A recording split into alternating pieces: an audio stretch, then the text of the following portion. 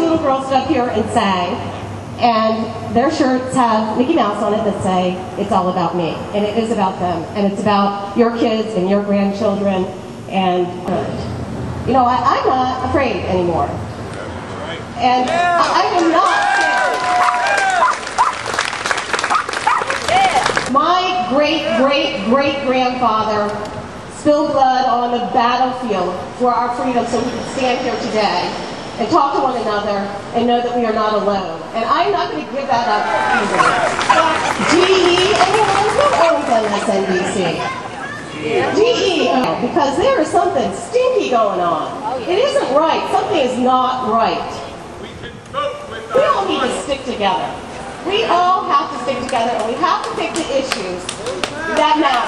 We can't get into splinter problems or worry about whatever social issue, you know.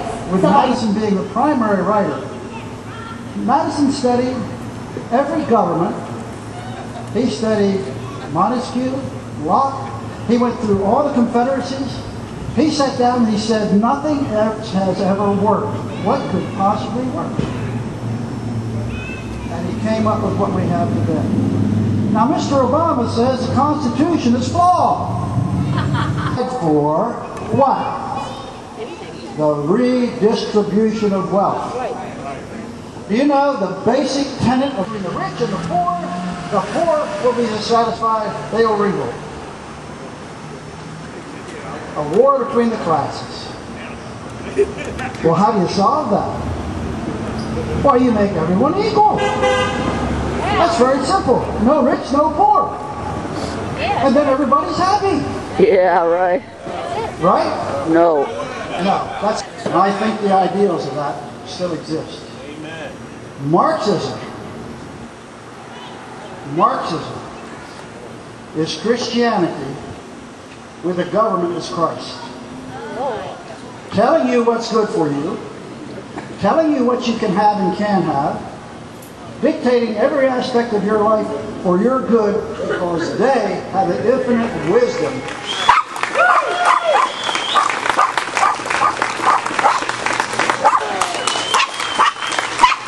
We are all patriotic Americans who demand to have our voices and grievances heard and action taken to reverse the damage done by this administration.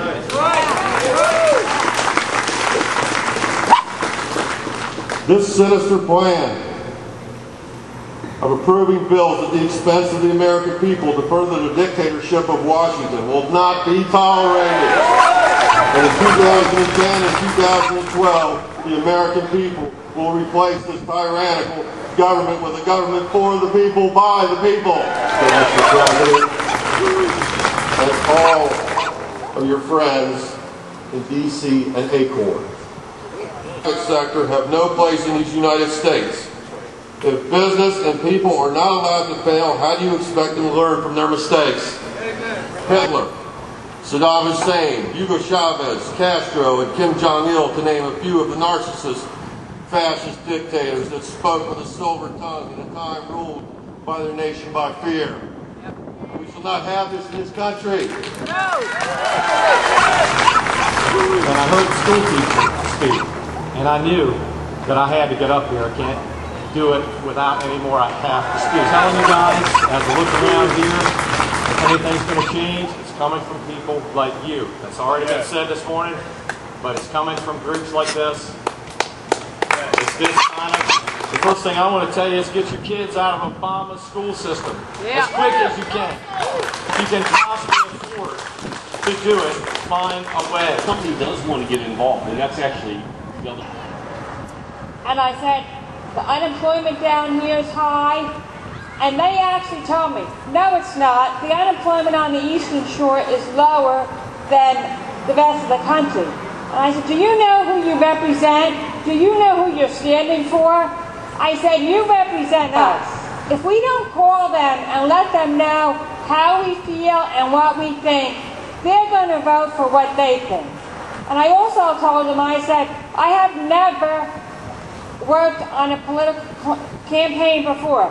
I said, but I will do whatever I can to vote you out of office, because anyone... How do the federal and state governments most directly impact our lives and exert control over us. Taxes! Exactly. Okay, and I sat at my desk and I said, no, no. I'm screaming at my computer at work.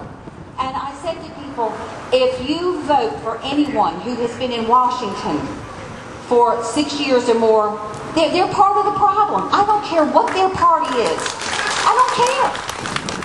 I must therefore conclude that you, with everyone else that voted in favor of this most ridiculous and harmful legislation, believe that we the people are in greater need of constraint and control than of liberty and prosperity.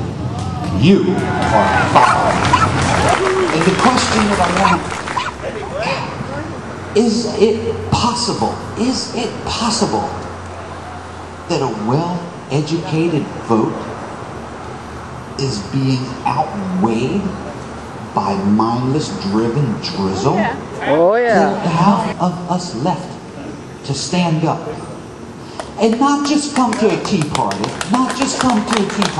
but you all have things in your lives where you have a choice. You want, and with your money, there's some kind of press camera. She's a news person. Yeah. It is a Fox News.